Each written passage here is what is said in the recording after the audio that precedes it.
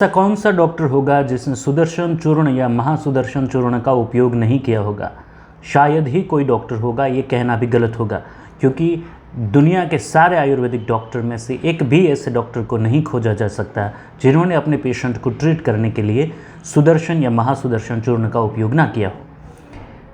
हमारे देश में सुदर्शन चूर्ण इतना फेमस है कि बहुत सारे लोग अपने घर पर त्रिफला, हरड़े और महासुदर्शन चूर्ण ऐसी कुछ जड़ी बूटियाँ घर पे रखते हैं, कुछ औषधियाँ घर पे रखते हैं, जिससे कुछ समस्याओं में खुद वो उसका इस्तेमाल कर सके। अगर 50 साल पीछे जाए तो 50 साल पहले जब भी कोई घर में बीमार पड़ता था तो बुज़ुर्ग उसको महासुदर्शन चूर्ण लेने के लिए कहते थे। पिछले 50 सालों में कुछ ऐसी बदलाव आया है, नई जनरेशन को कड़वी चीज़ें अच्छी नहीं लगती और इस चक्कर में धीरे धीरे कई सारी कड़वी चीज़ें हमारे मार्केट से गायब हो गई हैं। फिर भी महासुदर्शन चूर्ण वहीं के वहीं हैं। आज भी नई जनरेशन के लोग भी महासुदर्शन चूर्ण का इस्तेमाल करते हैं। महासुदर्शन चूर्ण जो चूर्ण के फॉर्म में होता है, कड़वा होता है, इसलिए कई सारे लोग उसको टैबलेट के रूप में भी लेने की कोशिश करते हैं। महासुदर्शन चूर्ण किस किस चीज़ में, किस किस तरीक़ों में इस्तेमाल किया जा सकता है, इस विषय में आज मैं आपसे बात करना चाहता हूँ। एक ऐसी औषधि है जो हर किसी के घर में होनी चाहिए। जब आप इसके बारे में बहुत डिटेल में जानेंगे तो आपको पता चलेगा कि ये बहुत ही कारगर चीज़ है। 5000 साल से भी अच्छे से वो इफ़ेक्टिव है और 5000 साल से लोग इसे इस्तेमाल कर रहे हैं और आज भी ये इतनी अच्छी इफ़ेक्टिव रही है। पिछले कुछ सालों में मॉडर्न साइंस के ज़रिए महासुदर्शन चूर्ण के बारे में जो भी रिसर्च किए गए उनसे ये बातें सामने आई कि ये काफ़ी इफ़ेक्टिव है। तो आज आयुर्वेद और एलोपैथी दोनों ही क्षेत्र में इसको अच्छा माना जाता है। कई सारे एजुकेटेड लोग जो आयुर्वेद के एक्सपोजर में नहीं आए, उनको आयुर्वेद के बारे में नहीं पता होता। तो एक मेरे दोस्त हैं, उन्होंने मुझसे पूछा कि आयुर्वेदिक चीज़ों में लेड, मर्क्यूरी जैसी कुछ हैवी मेटल्स भी पाई जाती हैं आयुर्वेदिक दवाइयों में, तो क्या ये सच है? मैंने कहा कि शायद कुछ में हो भी सके, पर महासुदर्शन चूर्ण इससे बाद है, क्योंकि इसमें किसी भी किस्म की हैवी मेटल का इस्तेमाल होता ही नहीं है। इसमें करीबन 48 जड़ी बूटियों का इस्तेमाल किया जाता है। महासुदर्शन चूर्ण जो है, इसमें बहुत सारी जड़ी बूटियों का इस्तेमाल किया जाता है और मार्केट में जो भी सारी ब्रांड्स मिलती है, इसमें 2-3 किस्म के महासुदर्शन चूर्ण मिलते हैं। एक सुदर्शन चूर्ण भी मिलता है, एक महासुदर्शन चूर्ण भी मिलता है। कई बार ऐसा होता है कि ये दोनों को एक ही नाम से जाना जाता है, पर कई सारे लोग ऐसा नहीं भी मानते हैं। महासुदर्शन चूर्ण में 48 जड़ी बूटियाँ होती है, वहीं एक छोटा सुदर्शन चूर्ण होता है जिसमें कम औषधियाँ होती हैं। और संहिताओं में तो कई बार महासुदर्शन चूर्ण और सुदर्शन चूर्ण को एक ही माना गया है। महा का शब्द का प्रयोग इसलिए किया गया है क्योंकि ये बहुत ही अच्छा प्रभावी चूर्ण है।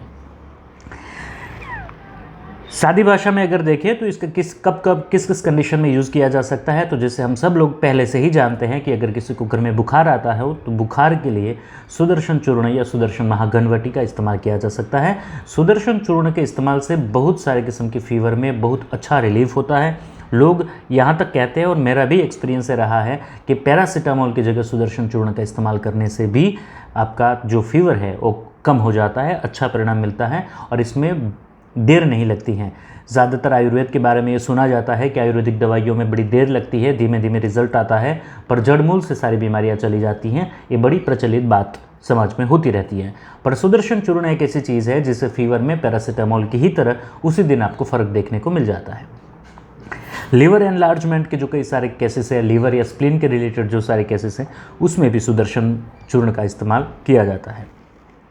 इसके अलावा जो कुछ रिसर्च हुए हैं वो रिसर्च दर्शाते हैं कि जो सुदर्शन चूर्ण है वो एंटीपायरेटिक है। इसे बुखार में तो इस्तेमाल किया ही जा सकता है। एंटीऑक्सीडेंट भी कई सारे इसके अंदर इंग्रेडिएंट है जिनकी एंटीऑक्सीडेंट प्रॉपर्टीज़ काफ़ी हैवी है, तो ये आपको काफ़ी मदद करता है एंटीऑक्सीडेंट के रूप में भी।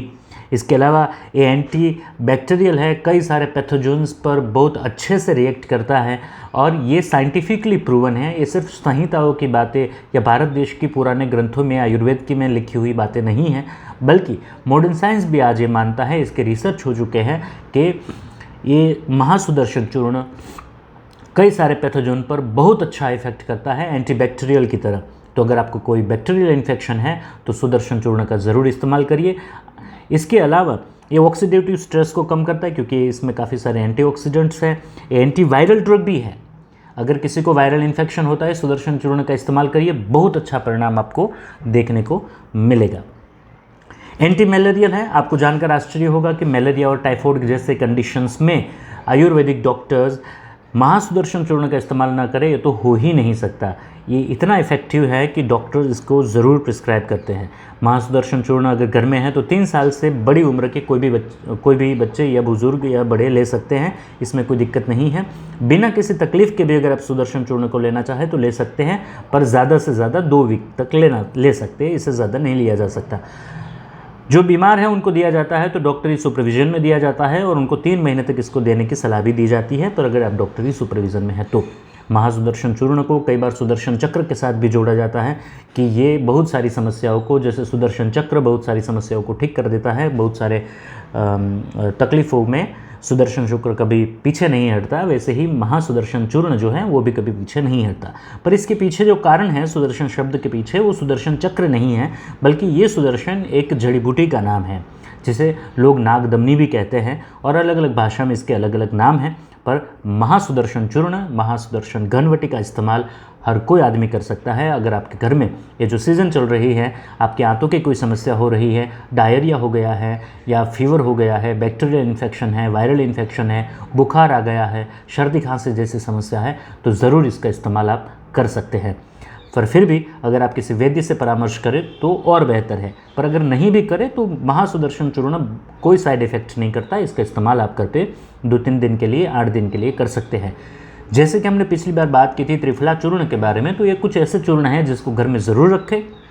ये करीबन 50% बीमारियों को होने के साथ ही ठीक कर देता है। त्रिफला चूर्ण रोज़ लिया जा सकता है। वैसे ही बुखार के समय में या किसी भी इन्फेक्शंस में महासुदर्शन चूर्ण का इस्तेमाल करना चाहिए। ये ऐसी चीज़ है जो हर घर में होनी चाहिए। अगले वीडियो में हम एक और बड़ी अच्छी चीज़ लेके आएंगे और महासुदर्शन चूर्ण इतनी बड़ी बात है कि इसके बारे में एक दूसरा वीडियो भी हम लाएंगे। त्रिफला के लिए भी हम एक दूसरी वीडियो लाने वाले हैं। आप YouTube पर स्वास्थ्य प्रेमी परिवार पर ये सारी बातें भी जान सकते हैं। और अगर आप कोई आयुर्वेद के बारे में ऑथेंटिक जानकारियाँ चाहते हैं तो आप ज़रूर इस स्वास्थ्य प्रेमी परिवार से जुड़िए, हमारे फेसबुक पेज से जुड़िए, आपको सारी जानकारियाँ मिलती रहेगी। इसके अलावा अगर आपको स्वास्थ्य रिलेटेड कोई समस्या है और आप बात करना चाहते हैं तो आप हमारी हॉस्पिटल पर हमारी डॉक्टर टीम से बात कर सकते हैं। हम अपने आप को आभारी मानेंगे अगर हम सब लोग इकट्ठा होकर भारत देश में आयुर्वेद फैला सके और नेचुरल तरीक़ों से स्वस्थ रह सके। Thank you very much again and bye bye. जय हिंद।